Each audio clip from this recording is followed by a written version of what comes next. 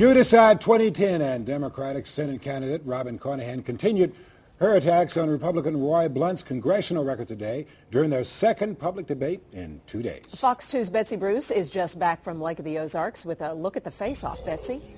Mandy, Roy Blunt, angered by what he called Robin Carnahan's misstatements about his congressional record, defended his 14-year career in Congress during the Missouri Press Association Forum at Lodge of the Four Seasons.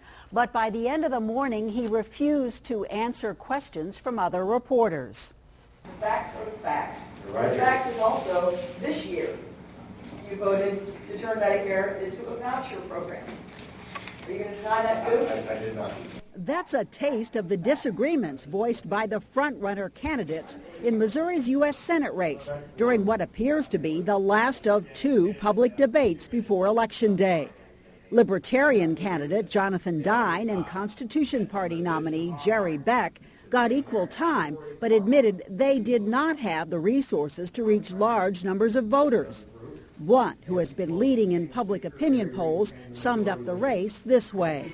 This is fundamentally, at its bottom root, an election about whether we live in a country where the government is bigger than the people, or we want to live in a country where the people are bigger than the government.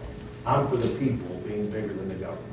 Missouri Secretary of State Robin Carnahan included an attack against Blunt, even when the candidates were challenged to say something nice about each opponent. Of course not. None of us want government that's bigger than people. Of course, that's the most ridiculous thing. To me, the real question is whether the big businesses control the government or whether we do. That's the question that's ahead of us in the years ahead, and Congressman Blunt knows that. At the end of the forum, aides rushed Blunt away, they said, to another event. Sir, it would be helpful if we could ask you a question or two. We weren't allowed to ask questions. I've had plenty of St. Louis events, and you could have come to all of them. Now, for the record, I did interview Congressman Blunt during the Tea Party rally on September 12th, and he has a standing offer to be interviewed during the last 2 weeks of the campaign. A search of our archives shows Mr. Blunt made 2 other public appearances in St. Louis since the primary, and we covered one of the 2. Betsy Bruce, Fox 2 News. In the